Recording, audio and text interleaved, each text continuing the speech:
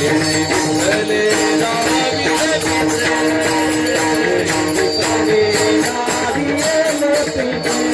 येणे विठ्ठले राविले पित्रे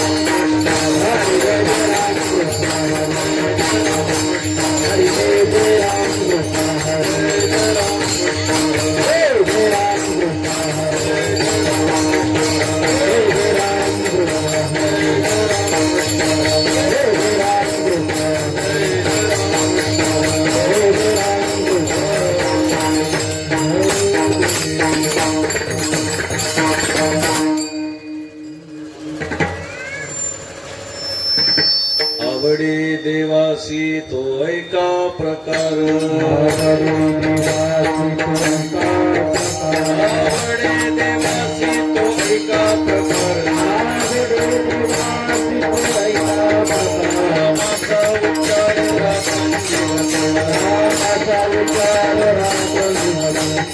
नामाचा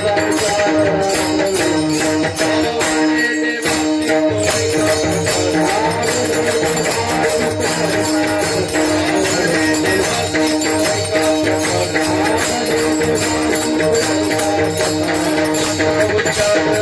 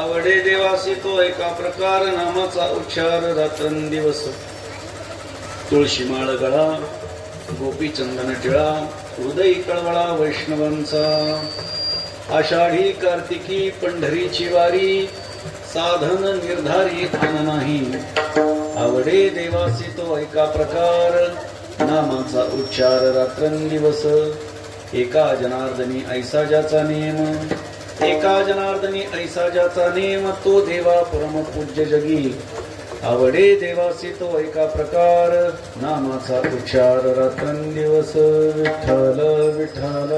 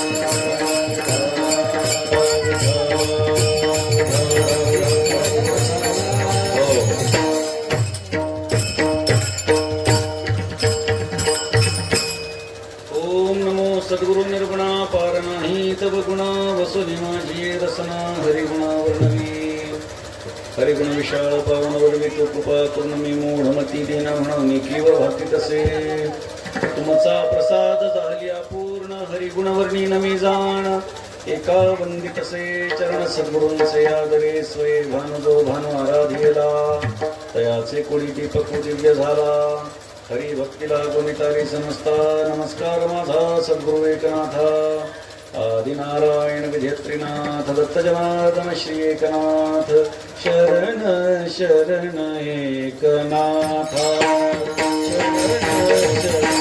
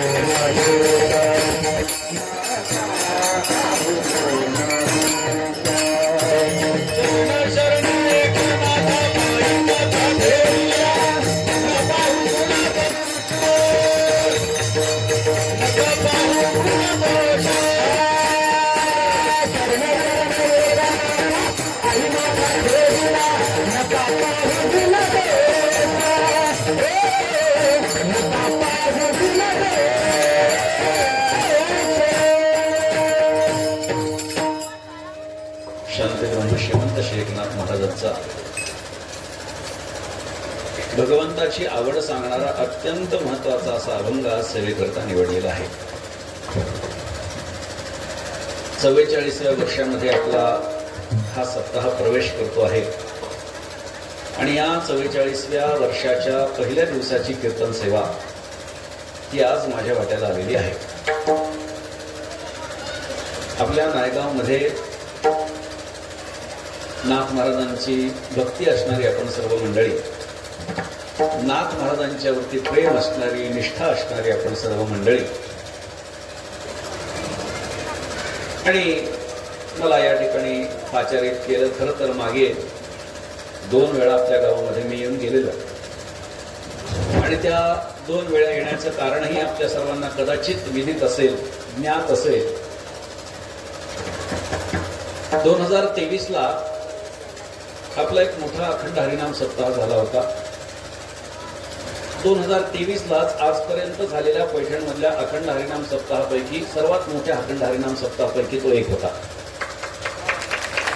आणि तोच रेकॉर्ड मोडला तो आपल्याच सर्वांच्या सहकार्यानं 2025च्या सप्ताहामध्ये.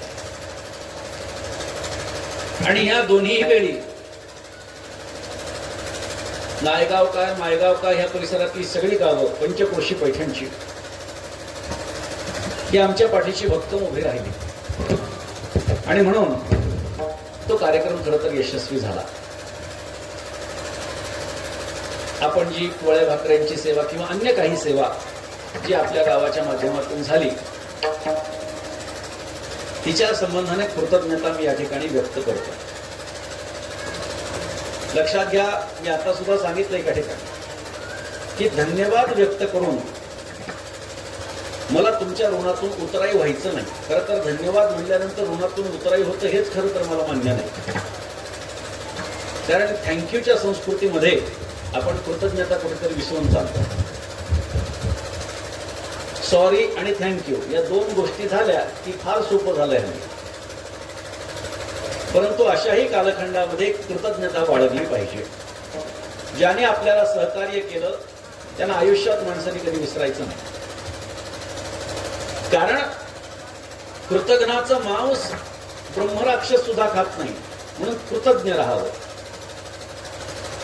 आणि या परिसरामधून मोठं प्रेम हे मला मिळालं अर्थात मी नेहमी असं मानतो की परिसरातली सर्व मंडळी किंवा महाराष्ट्र आणि महाराष्ट्राच्या बाहेर सुद्धा जे काही प्रेम आम्हाला मिळतं त्याच्यात आमचा वाटा अत्यल्प आहे, नसेलच कदाचित नगण्य आहे, पण आमच्या पाठीमागे असलेलं एकनाथ महाराजांचं नाव हे आम्हाला मोठं सहज करून जातं. काय असतं की गर्दीमध्ये बापाने जर मुलाला खांद्यावर घेतलं तर गर्दीतला बाप कधी दिसत नाही, मुलगा दिसतो, तशी आमची अवस्था आहे. नाथ महाराजांनी खांद्यावर घेतलाय, एक बालक म्हणून खांद्यावर घेतलाय आणि म्हणून समाजाच्या समोर काही ना काहीतरी दिसतोय की त्यांचीच कृपा. त्याने खांद्यावर घेतलं म्हणून, नाहीतर आमची पात्रता काही नाही, आम्ही गर्दीमध्ये कुठे हरवून जाऊ सांगता येत नाही. आणि नाथ महाराज का प्रेम देतात? कारण त्यांची काहीतरी तोडकी मोडकी सेवा ही त्यांच्याच कृपेनं आपल्याकडून होतीये, आपल्या सगळ्यांच्या सहकार्यानं होतीये. आणि म्हणून या ठिकाणी मी दोनदा येऊन गेलो आणि कीर्तनाला मला असं वाटतं ही पहिली वेळ, कीर्तनाला पहिली वेळ. या कीर्तनाच्यासाठी आमचे प्रकाश पाटील गिरगे यांनी मला सांगितलं होतं, मला असं वाटतं मागच्या सप्ताहाच्या वेळीच तारीख घेतली, आल्याच इथे बसल्याच तारीख घेतली आणि सांगितलं की आमच्या सप्ताहाला तुम्हाला यावं लागेल. आणि लगेच तारीख लिहून घेतली. त्यानंतर सप्ताह झाल्यानंतर बऱ्याच या परिसरातल्या लोकांनी तारीख घेतली, पण ते काही उपलब्ध झाली नाही. परंतु आज पाडव्याच्या निमित्तानं आज विजय पांडुरंगाला अभिषेक असतो आणि त्यामुळे सकाळी तो अभिषेक केला, एकनाथ महाराजांच्या समाधीचं दर्शन घेतलं आणि आपल्याकडे आलो. सर्वप्रथम तर आपल्याला गुढीपाडव्याच्या चैत्र शुद्ध प्रतिपदेच्या सर्वांना शुभेच्छा देतो.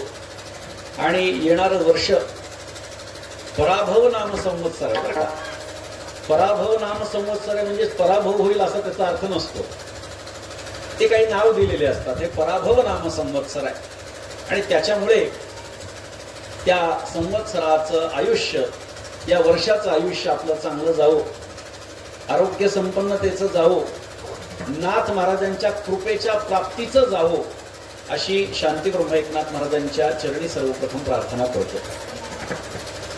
या ठिकाणी आपण खूप हृदय असं माझं ग्रामस्थांच्या उपस्थितीमध्ये स्वागत झालं. प्रकाश पाटलांनी जेव्हा जेसीबी आणलं तेव्हा मला फोन केला की महाराज तुमच्या हाताने त्या जेसीबीचं पूजन करायचं, उद्घाटन करायचं.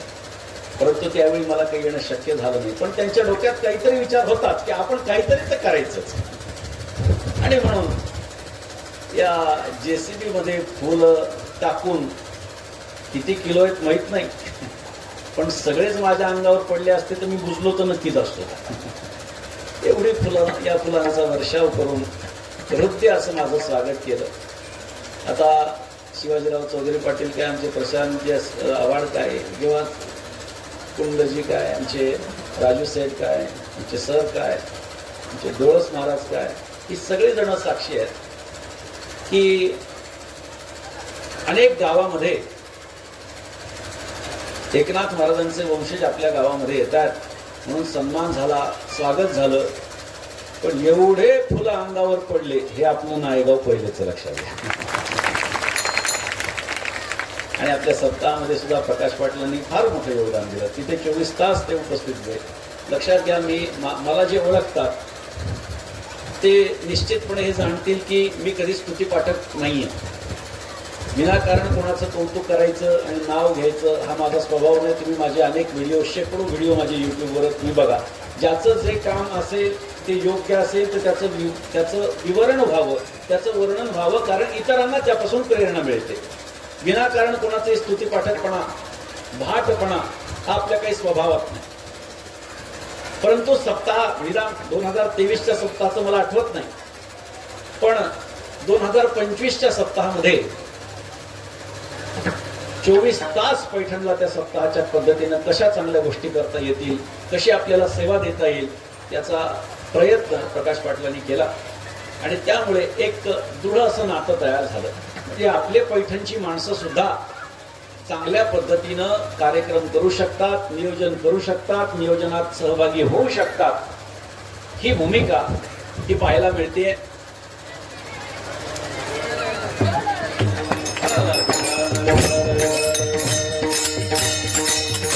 आणि त्यामुळे ही भूमिका पाहायला मिळत असल्यामुळे आज पैठण तालुक्यामध्ये आपल्या नायगावमध्ये आपण असं सुंदर स्वागत, ही सगळी काळकरी छोटी छोटी मुलं आहेत, ग्रामस्थ आहेत, पंचक्रोशीतली मंडळी, परंपरेची काही मंडळी पण या ठिकाणी उपस्थित आहेत आणि आपल्या सर्वांच्या उपस्थितीमध्ये आज हा कार्यक्रम संपन्न होतोय. खरं तर पहिल्या दिवसाची कीर्तन सभा आहे, पण पहिल्या दिवसाच्या मानाने सुद्धा आपण मंडप सगळ्यांनी भरवलेला आहे. अर्थात आता पाऊस सुरू झालेला दिसतोय, थोडंसं तरी ठीक आहे, काय हरकत नाही, पण हा भगवंताचा आणि नाथ महाराजांचा आशीर्वाद समजायचा बरं का. पहिल्या दिवशी, वर्षाच्या पहिल्या दिवशी पाऊस पडतोय म्हणजे यंदाच्या वर्षी काही पावसाचा त्रास होईल असं नाही, असं त्यातून नाथ महाराज आशीर्वाद देतात असं समजायला हरकत नाही. त्यामुळे आपण सर्वजण या ठिकाणी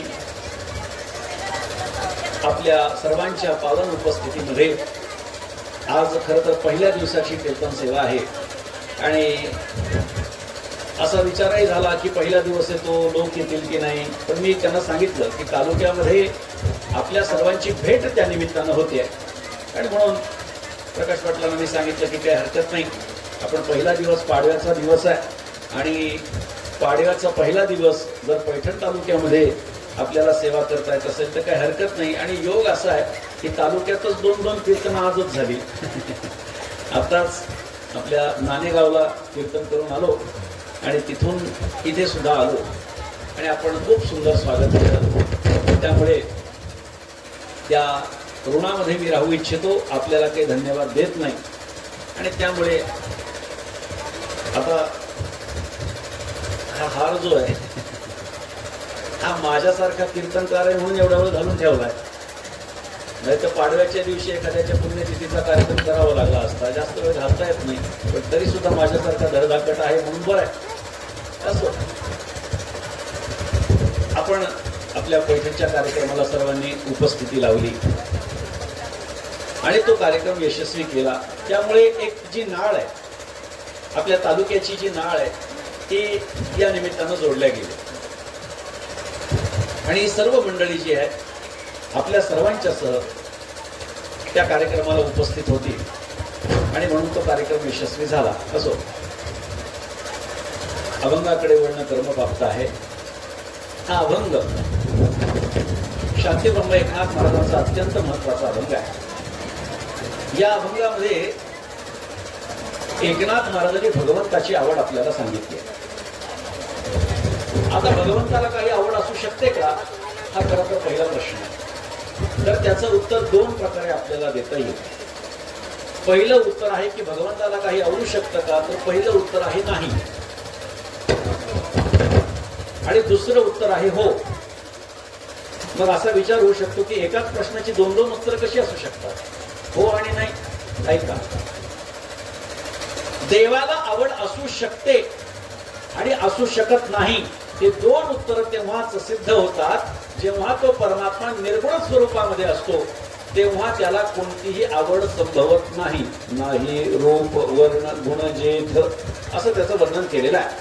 म्हणजे निर्गुण निराकार परमात्म्याच्या ठिकाणी कोणत्याही प्रकारची आवड नाही, मात्र तोच परमात्मा गुणा आला विटेवरी पितांबरधारी सुंदर जो, डोळे कान त्याचे काही मन पायी राहो रे, असं तुकोबारायांनी ज्या पद्धतीनं सांगितलेलं आहे त्या पद्धतीनं जेव्हा तो सगुणामध्ये आहे तेव्हा मात्र त्याला आवड होते, निर्माण होते. जेव्हा तो निर्गुणातला परमात्मा गणपतीचं रूप घेऊन येतो तेव्हा त्याला मोदक आवडायला लागतो. जेव्हा तो देवीचं रूप घेऊन येतो तेव्हा त्याला रोडगा आवडायला लागतो आणि जेव्हा तो कृष्णाचं रूप घेऊन येतो तेव्हा त्याला लोणी आवडायला लागतो. म्हणजे काही ना काहीतरी आवड ही परमात्म्याच्या संबंधाने सगुण रूपाची आपल्याला पाहायला मिळते. म्हणून सगुण रूपामधल्या देवाला, भगवंताला, ईश्वराला आवड असू शकते, मात्र निर्गुण परमात्म्याला आवड असू शकत नाही. हा एक मुद्दा आपल्या लक्षात आला.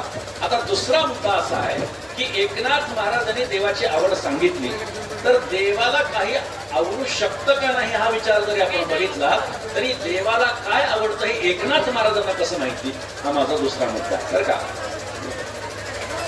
आणि वर साठलंय का त्याच्यात, एक खाली पडणे नाही साठलं.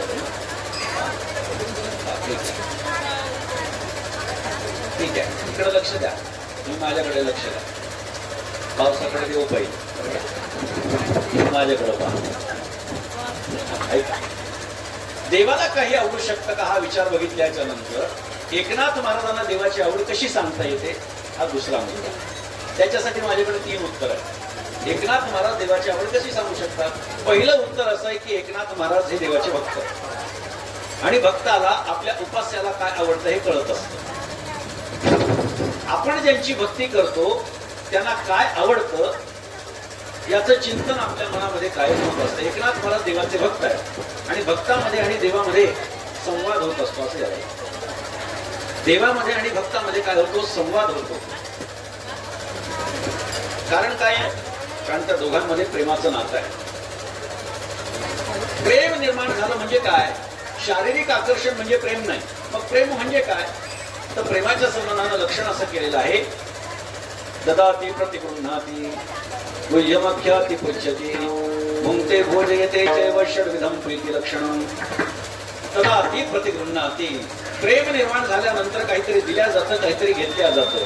गुह्यमख्याति पुच्छति, आपल्या मनातलं गुह्य आपल्या प्रेमास्पदाला सांगितल्या जातं आणि त्याच्या मनातलं गुह्य जाणून घेतल्या जातं. भुंक्ते भोजयते चैव, आपण ज्याच्यावरती प्रेम करतो त्याच्याकडे जेवायला जातो आणि त्याला आपल्याकडे जेवायला बोलवतो. षड्विधम प्रीती लक्षणं, अशी 6 प्रेमाची लक्षणं सांगितलेली आहेत. याच्यापैकी दुसरी 2 जी लक्षणं आहेत, गुह्यम अख्याती पृच्छती, आपल्या मनातलं गुह्य आपण सांगतो आपलं ज्याच्यावर प्रेम आहे त्याला आणि त्याच्या मनातलं गुह्य आपण जाणून घेत असतो. हा देव आणि भक्ताचा सहवास आपल्याला पाहायला मिळतो. म्हणून पहिलं कारण काय? एकनाथ महाराज देवाचे भक्त आहेत. देव आणि भक्तामध्ये संवाद होतो. कधी कधी त्याच्यामध्ये विसंवादही होतो, मात्र संवाद होतो ही गोष्ट महत्वाची आहे. आणि त्यामुळे संवाद होत असल्यामुळे एकनाथ महाराज देवाचे भक्त आहेत म्हणून ते देवाची आवड सांगू शकतात. पहिला मुद्दा.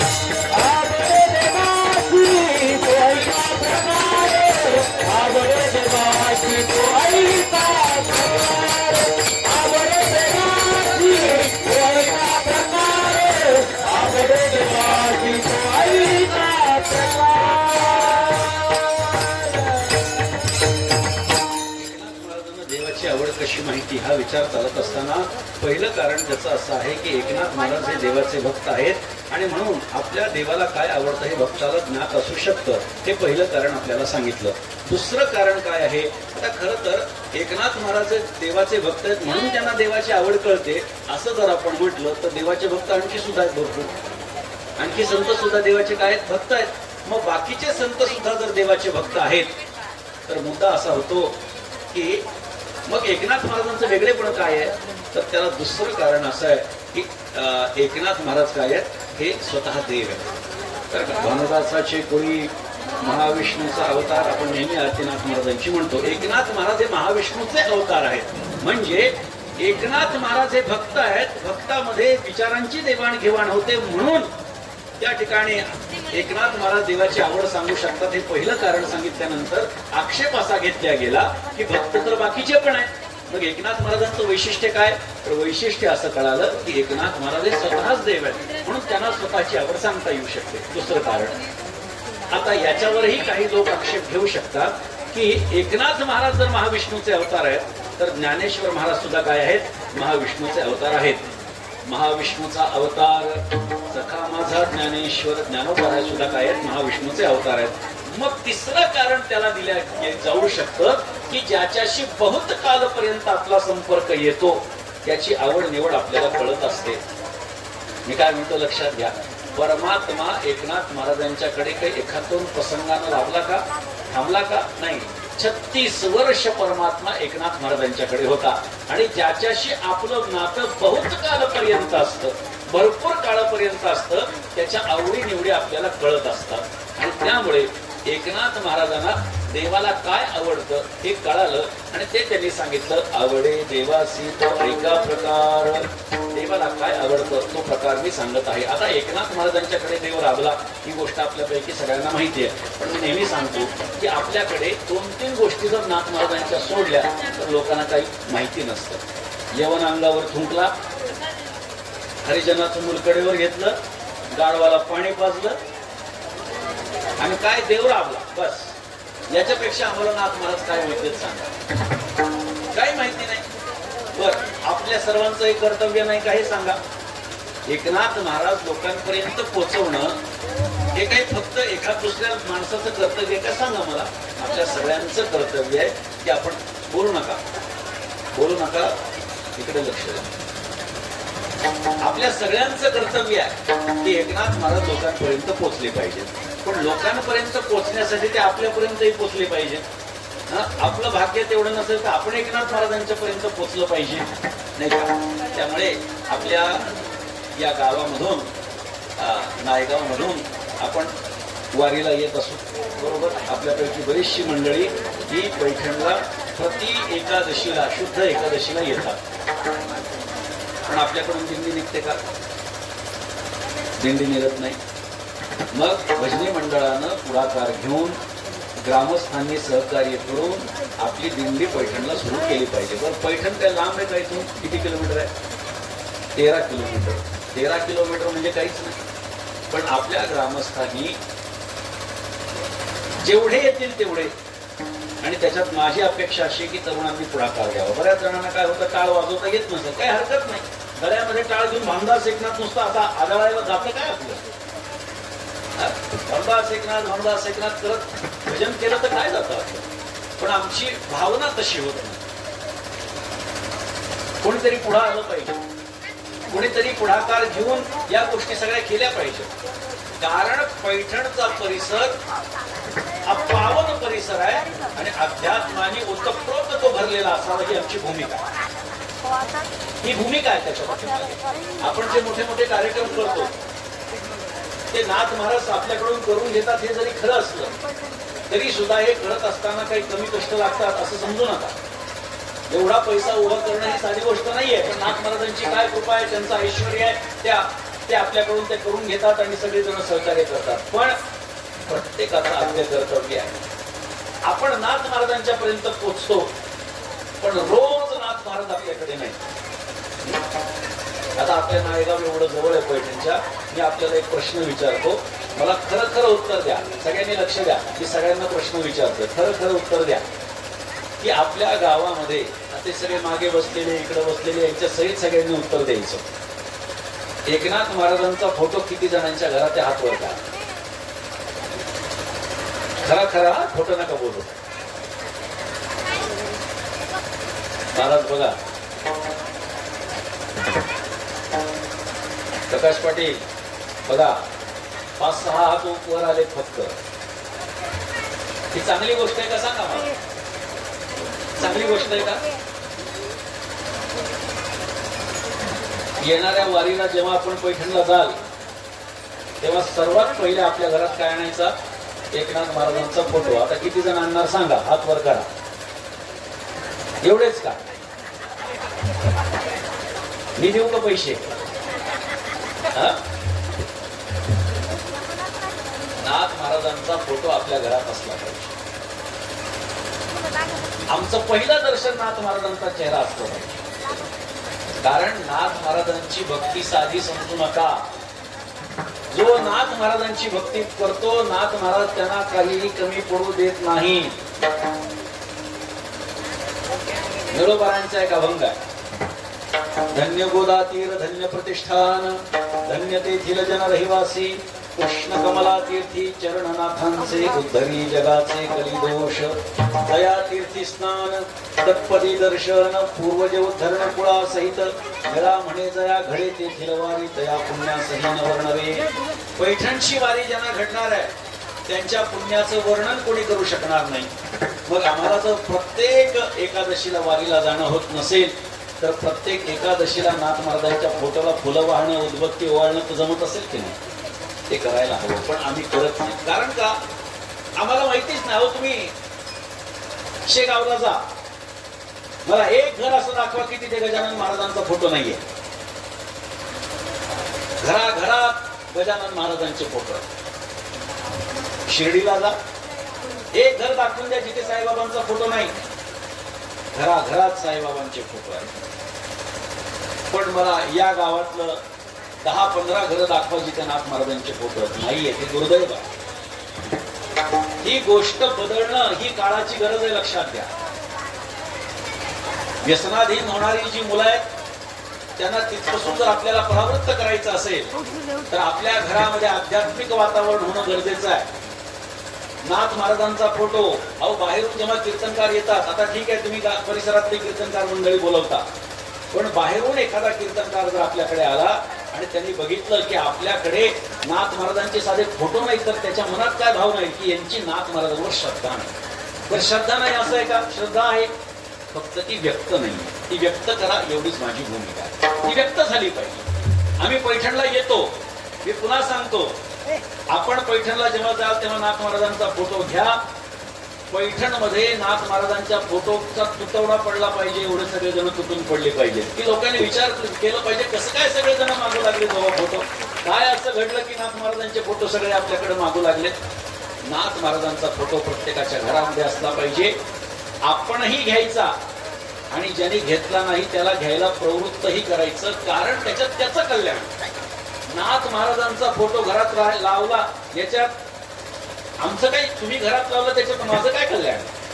तुमचंच कल्याण आहे. ते पवित्र मूर्ती आपल्या डोळ्यासमोर जेव्हा दिसेल तेव्हा निश्चितपणे त्यांची कृपा दृष्टी आपल्यावरती पडत असते.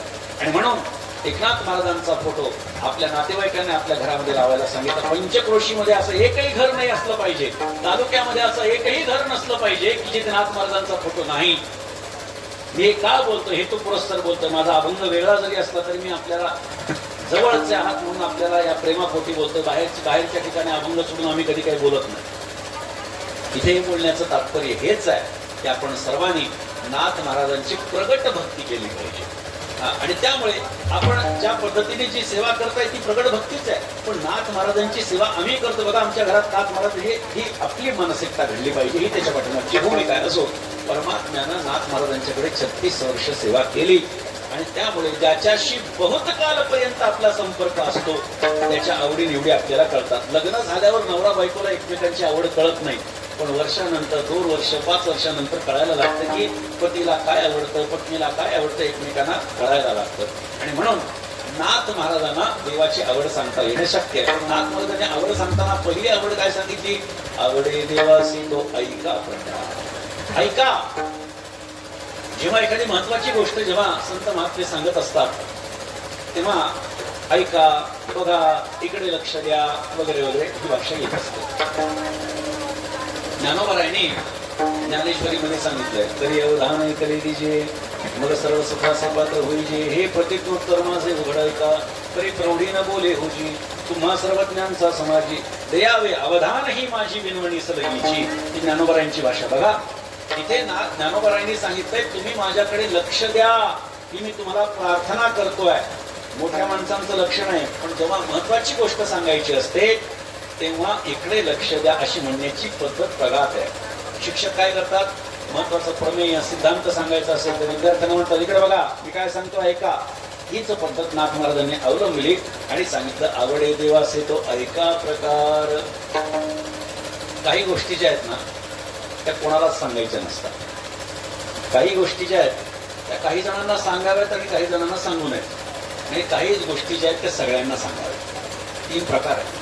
कोणालाच सांगू नये अशा गोष्टी भरपूर आहेत. एखाद्याचा जीव घे कोणाला सांगावं, वाईट वाग कोणाला सांगावं, खोटं बोल कोणाला सांगावं, कोणालाही सांगू नये. बर, काही गोष्टी अशा आहेत की ज्या कोणाला सांगाव्या त्यांना कोणाला सांगू नये. लग्न कर कोणाला सांगायचं, लग्न कर कोणाला सांगायचं, संन्याशाला, नपुंसकाला, म्हाताऱ्याला, जो स्वतःच काळजी स्वतः घेऊ शकत नाही त्याला नाही. मग कोणाला सांगायचं, जो संन्याशी नाही त्याला सांगावं लग्न कर, जो तरुण आहे त्याला सांगावं लग्न कर, ज्याच्याकडे पुरुषार्थ आहे त्याला सांगावं लग्न कर, जो आपल्या कुटुंबाचं पालन पोषण करू शकतो त्याला सांगावं लग्न कर. म्हणजे काही गोष्टी या कोणाला सांगाव्यात आणि कोणाला सांगू नयेत अशा असतात, आणि काही गोष्टी या सगळ्यांना सांगाव्या अशा असतात. सगळ्यांना सांगता येण्यासारखं काय आहे, परमार्थ आहे. परमार्थ सगळ्यांना सांगता येण्यासारखा असल्यामुळे नाथ महाराजांनी सांगितलं, आवडे देवासी ऐका प्रकार. मी सर्वांना सांगतोय ऐका. काय आवडतं, नामाचा उच्चार रात्रंदिवस, रात्रंदिवस परमात्म्याच्या नामाचा उच्चार हा देवाला आवडतो. आता रात्रंदिवस देवाच्या नामाचा उच्चार जर आम्ही करत बसलो नाथ महाराज, तर आमच्या कुटुंबाचं पालन पोषण कोण करेल, आमची शेतीवाडी कोण पाहिल, आमचं शाळा कॉलेज कोण पाहिल, आमचा अभ्यास कोण करेल, आमचं घरकाम कोण करेल. मुद्दा असा आहे, आपली प्रत्येक कृती करत असताना आपल्या मुखातून भगवंताचं नामस्मरण यावं. आमच्या कोणत्याही संतांनी असं सांगितलं नाही की तुम्ही घरी माळ घेऊन बसा आणि काहीच न करता फक्त देवाचं नाव घ्या, असं कोणत्याही संतांनी सांगितलं नाही. किंबहुना त्यांनी आचरण आपल्यासमोर करून दाखवलं, आदर्श आपल्यासमोर ठेवलाय. सावता महाराज खुरपणी करत होते, शेतात काम करत होते, गोरा कुंभार महाराज मडकी बनवत होते, नरहरी सोनार महाराज दागिने बनवत होते, नाही का, सेना न्हावी वारीक काम करत होते. सगळ्या संतांनी सजन कसाई तर माणूस विकत होता, पण तरी सुद्धा कामामध्ये काम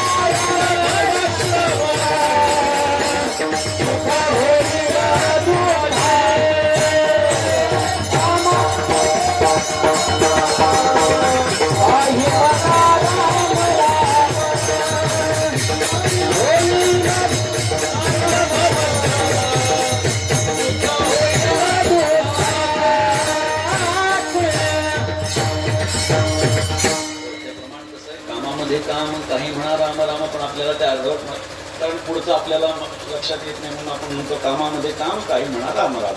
अर्धप्रमाणे जाईल भवश्रम सुख होईल दुःखाचे. दुःखाचं रूपांतर सुखामध्ये होणार आहे कधी, कामामध्ये काम. मग कामामध्ये काम म्हणजे काय, नाथ महाराजांचा एकच अभंग लक्षात ठेवायचा हरिपाठातला. हरी बोला देता, हरी बोला घेता, हसता खेळता हरी बोला, हरी बोला गाता, हरी बोला खाता, सर्व कार्य करता हरी बोला, हरी बोला एकांती, हरी बोला लोकांती, देह त्यागंती हरी बोला, हरी बोला भांडता, हरी बोला कांडता, उठता बैसता हरी बोला, हरी बोला जनी, हरी बोला विजनी, एका जनार्दनी हरी बोला. वा, नाथ महाराजांचा हरिपाठ बरेच जण म्हणतात असं दिसतंय, तोंड आलं थोडं सगळ्याचं, चांगली गोष्ट आहे. त्या कामामध्ये काम आपण करत आहात हे लक्षात येत आहे. नाथ महाराजांनी सांगितलेला हा अभंग हा आपण जीवनात लक्षात ठेवावा. आता बरेच जण जांभई देतात, शिंक देतात, नाही का, शिंक येते, जांभई, जांभळी नाही बरं का, जांभई. आपल्याला बरेच शब्द माहितीच नसतात, आपण जे ऐकू येतो तेच म्हणतो, जांभळी आली, जांभळी काय, जांभई असा तो खरा शब्द आहे.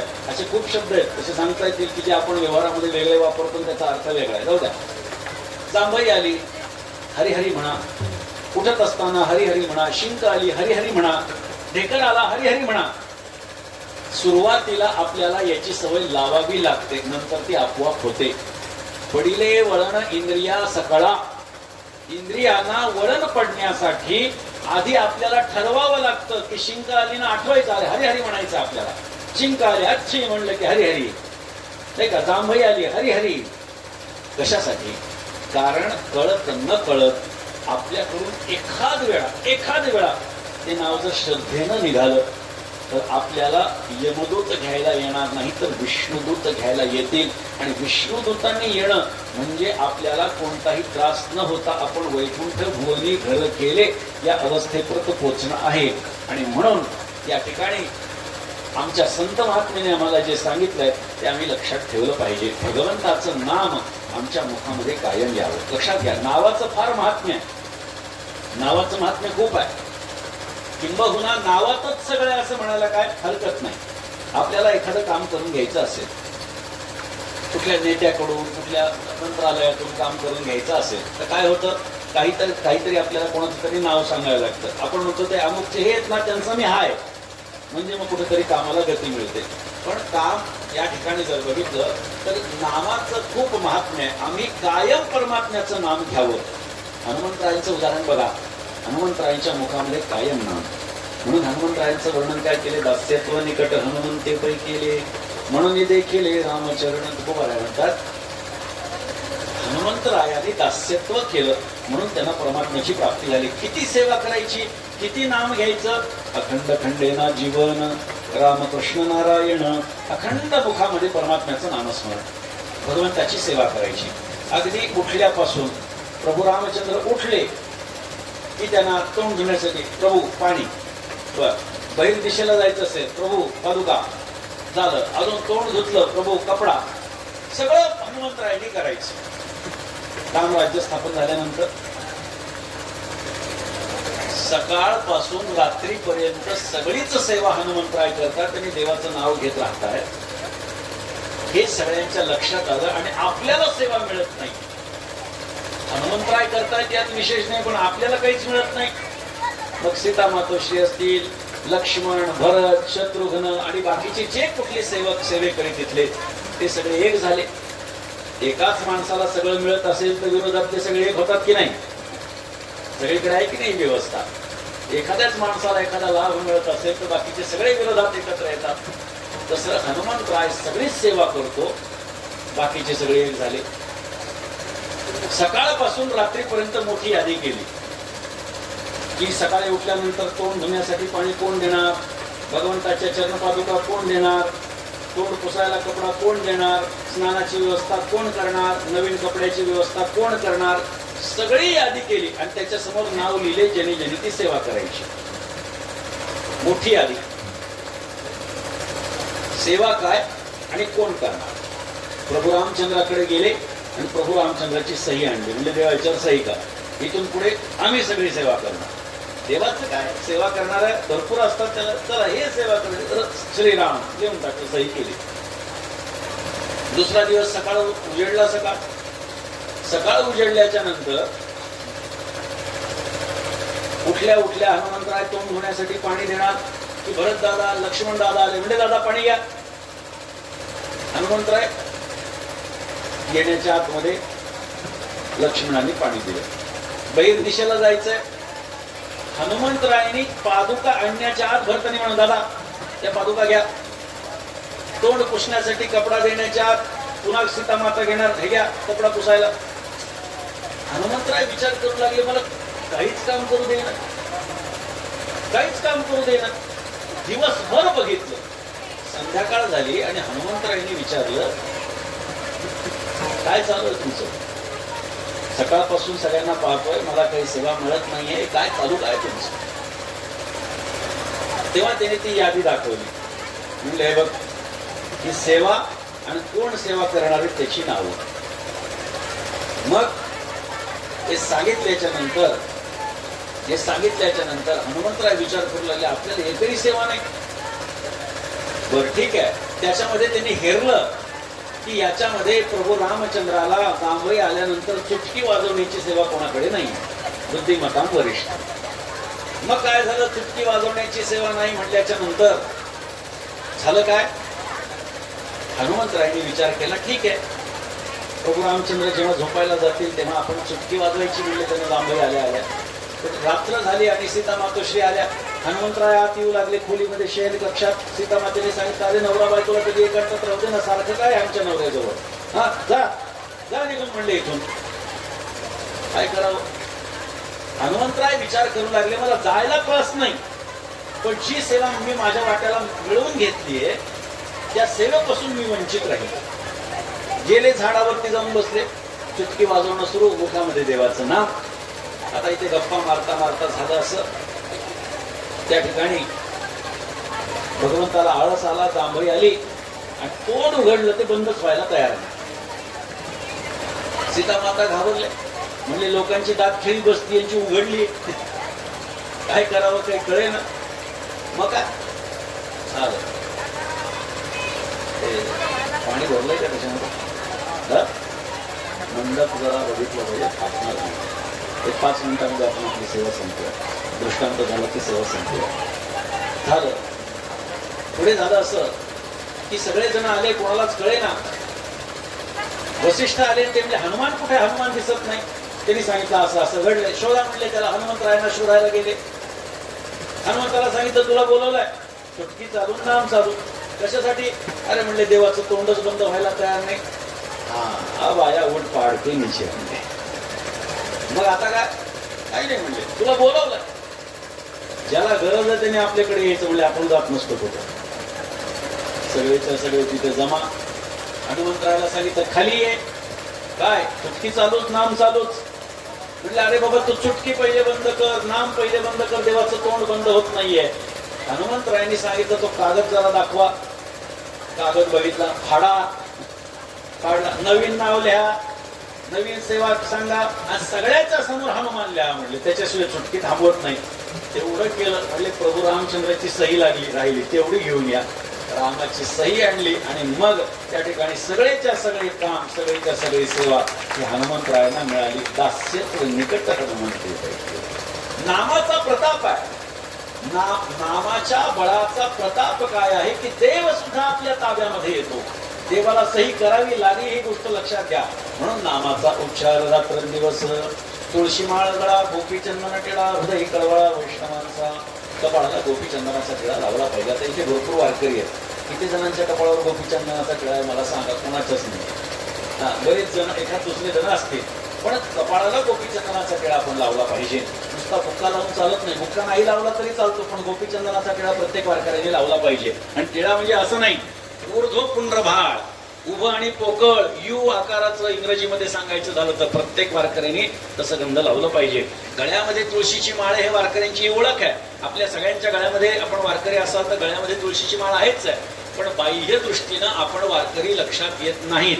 पांढरे कपडे घातले म्हणजे कोणी वारकरी होत नाही. राजकारणी सुद्धा पांढरेच कपडे घालून फिरतात, नाही का. त्यामुळे पांढरे कपडे काही वारकऱ्यांचं प्रतीक नाही. टोपे घालतात म्हणजे दुसऱ्यांना, बरं का, ते आपण आपल्याला घालून घेतो. ही परिस्थिती जर बघितली तर बाह्य वेशावरून आपण कळत नाही. कपाळाला गोपीचंदनाचा टिळा पाहिजे. निश्चितपणे हे वारकऱ्यांचं लक्षण आहे. भगवंताला ते आवडतं. तुळशी माळ गळा, गोपीचंदन टिळा, हृदय कळवळा वैष्णवांचा, आणि वैष्णवांचा हृदयामध्ये कळवळा. आणि आषाढी कार्तिकीला पंढरपूरची वारी सांगितली. आषाढी कार्तिकी पंढरीची वारी, साधन निर्धारी आन नाही. एका जनार्दनी ऐसा ज्याचा नेम, तो देवा परमपूज्य जगी. असा ज्याचा नित्यनेम आहे. देवाच्या दृष्टीने आणि जगाच्या दृष्टीने तो परमपूज्य स्थानावरती जातो. विठोबा रखुमाई, जय जय विठोबा रखुमाई, जय विठोबा रखुमाई,